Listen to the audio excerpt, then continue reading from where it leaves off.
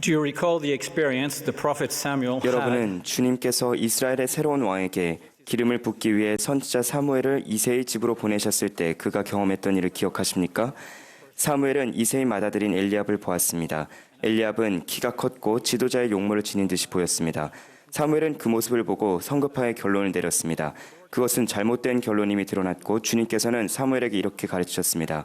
그의 용모와 키를 보지 말라. 사람은 외모를 보거니와 나 여호와는 중심을 보느니라. 여러분은 주님께서 사울을 축복하기 위해 제자인 아나니아를 보내셨을 때 그가 했던 경험을 기억하십니까? 사울의 평판은 이미 널리 알려져 있었고 아나니아는 사울에 대해 그리고 그가 성도들을 잔인하고 무자비하게 핍박한 행적에 대해 들어본 적이 있었습니다. 아나니아는 그 말을 듣고 사울에게 성역을 행하지 말아야겠다고 성급하게 결론을 내렸지만 그것은 잘못된 것이었고 주님은 그에게 이렇게 가르치셨습니다. 이 사람은 내 이름을 이방인과 임금들과 이스라엘 자손들에게 전하기 위해 택한 나의 그릇이니라. 이 두 사례에서 사무엘과 아나니아에게는 어떤 문제가 있었습니까? 그들은 눈으로 보고 귀로 들었으며 그 결과 외모와 소문을 근거로 다른 사람을 판단했습니다. 서기관들과 바리새인들은 가늠하다가 잡힌 여인을 보면서 무엇을 보았습니까? 타락한 여인, 죽어 마땅한 죄인이었습니다. 예수님은 그 여인을 보시며 무엇을 보셨습니까? 일시적으로 육신의 약점에 굴복했지만 회개와 당신의 속죄를 통해 회복될 수 있는 한 여성이었습니다. 중풍병에 걸린 종을 데리고 있는 백부장을 보며 사람들은 무엇을 보았습니까? 아마도 그들은 그 백부장을 불청객인 외국인이며 멸시해야 할 존재로 보았을 것입니다. 예수님은 그를 보시며 무엇을 보셨습니까? 자기 권속의 복리를 염려하며 솔직함과 신앙으로 주님을 찾은 한 남성이었습니다. 사람들은 혈루증을 앓는 여인을 보고 무엇을 보았습니까? 어쩌면 부정한 여인, 기피해야 하는 버림받은 사람일 것입니다. 예수님은 그녀를 보시고 무엇을 보셨습니까? 자신이 통제할 수 없는 상황으로 인해 소외되고 외로우며 치유되고 다시 소속되기를 바라는 병든 여성이었습니다. 모든 경우에 주님은 이 사람들을 있는 그대로 보셨고 그에 따라 각 사람에 맞게 성역을 베푸셨습니다. 니파이와 그의 형제 야곱은 이렇게 선언했습니다. 그는 그들 모두에게 그에게로 나아오도록 권하시며 검거나 희거나 매인자나 자유로운 자나 남자나 여자나 아무도 거절하지 아니하시며 또 그는 이방을 기억하시나니 모두 다 하나님께는 동일하니라. 한 생명은 그의 보시기에 다른 생명과 똑같이 귀하니라. 마찬가지로 우리도 우리의 눈이나 귀나 두려움으로 잘못 인도되지 않기를 바라며 주님이 하셨던 것처럼 우리 마음과 생각을 열고 주변 사람들에게 성역을 베풀 수 있기를 바랍니다. 몇 년 전 아내 이자벨은 색다른 성역을 임무를 받았습니다. 우리 아내의 홀로 되신 나의 지긋한 자매님 한 분을 방문해달라는 부탁을 받았는데 그 자매님은 건강 문제가 있었고 외로움으로 고통받고 있었습니다. 그분의 집은 커튼이 쳐져 있었고 환기가 안 되어 답답했습니다. 그녀는 다른 사람들의 방문을 원치 않았고 내가 누군가를 위해 해줄 수 있는 일 아무것도 없어요 라고 분명히 말했습니다. 아내는 단념하지 않고 말했습니다. 그렇지 않아요. 해줄 수 있는 일이 있어요. 방문하도록 허락해 주세요. 그래서 아내는 믿음을 갖고 장모님을 방문했습니다. 얼마 후 이 선한 자매님은 발 수술을 받았는데 그 수술로 인해 매일 붕대를 갈아줘야 했는데 혼자서는 할 수 없는 일이었습니다. 며칠 동안 아내는 자매님의 집에 가서 자매님의 발을 씻기고 붕대를 갈아주었습니다. 그녀는 결코 추한 것을 보지 않았고 악취를 맡지도 않았습니다.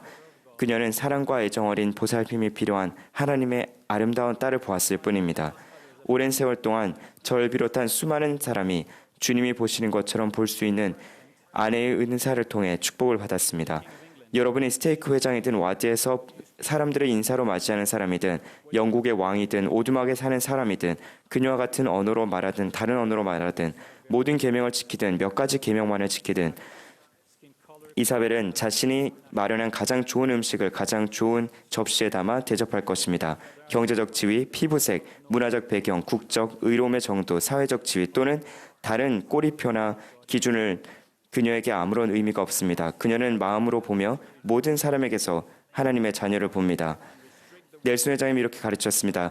꼬리표가 우리를 분열시키고 자신과 서로에 대해 생각하는 방식을 제한하기 때문에 대적은 꼬리표 달기를 기뻐합니다. 우리가 서로를 존중하는 것보다 꼬리표를 더 존중한다는 것은 정말 슬픕니다.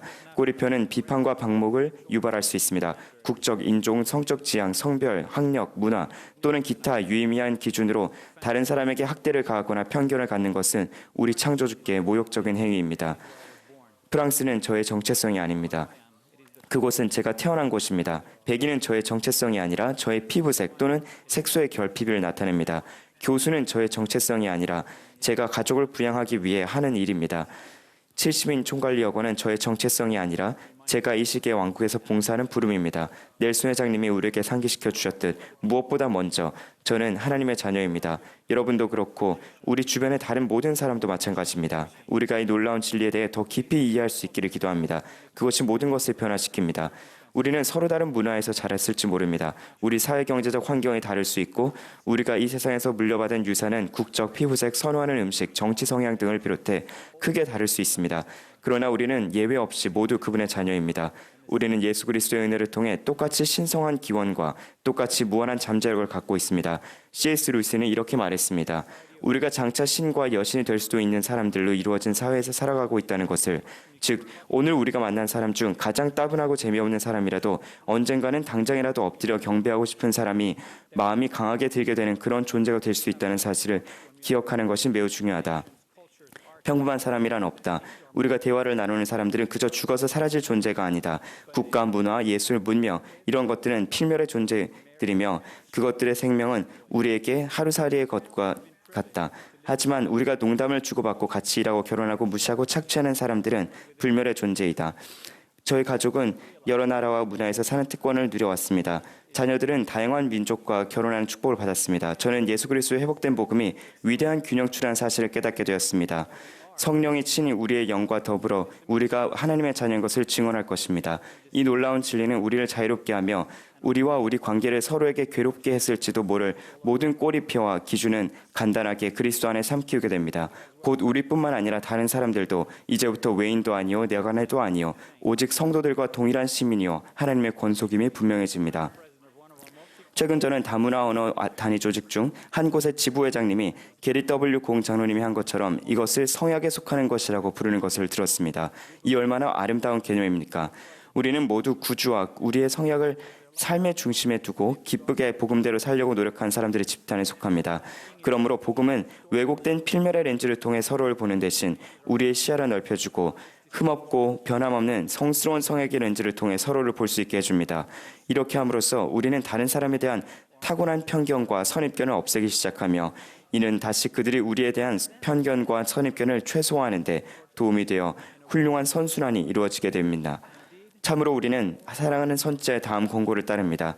사랑하는 형제자매 여러분, 우리가 서로를 어떻게 대하느냐는 정말로 중요합니다. 집에서, 교회에서, 직장에서, 그리고 온라인에서 다른 이들에게 어떻게 이야기하고 또 다른 이들에 대해 어떻게 이야기하느냐는 정말로 중요한 일입니다. 오늘 저는 여러분에게 다른 사람을 더 훌륭하고 더 거룩한 방식으로 대하기를 권유드립니다. 오늘 오후 저는 그 권유와 같은 맥락에서 훌륭한 초등의 어린이들의 약속에 저의 약속을 더하고 싶습니다. 사람들은 너를 보며 못 걷는다 피하지만 난 아니야. 사람들은 너를 보면서 말 못한다 놀리지만 난 아니야. 너와 걷고 대화하리. 그건 내 사랑의 표시. 예수님은 누구나 사랑으로 대하셨네. 나 주 따르리. 저는 우리가 하늘에 계신 아버지라고 부르는 그분이 참으로 우리 아버지이시며 우리를 사랑하시고 당신의 모든 자녀를 잘 알고 계시고 각 자녀에게 깊은 관심을 갖고 계시고 우리 모두 그분께 참으로 동일하다는 것을 간증드립니다. 저는 우리가 서로를 대하는 방식이 그분의 아들이신 우리 구주 예수 그리스도의 궁극적인 희생과 속죄에 대한 우리의 이해와 감사를 직접적으로 반영한다는 것을 간증합니다. 저는 우리도 하나님처럼 다른 사람들을 사랑할 수 있기를 기도합니다. 그들이 옳은 일을 하고 있거나 올바른 틀에 맞기 때문이 아니라 그렇게 하는 것이 옳은 일이기 때문입니다. 예수 그리스도의 이름으로 말씀드립니다. 아멘.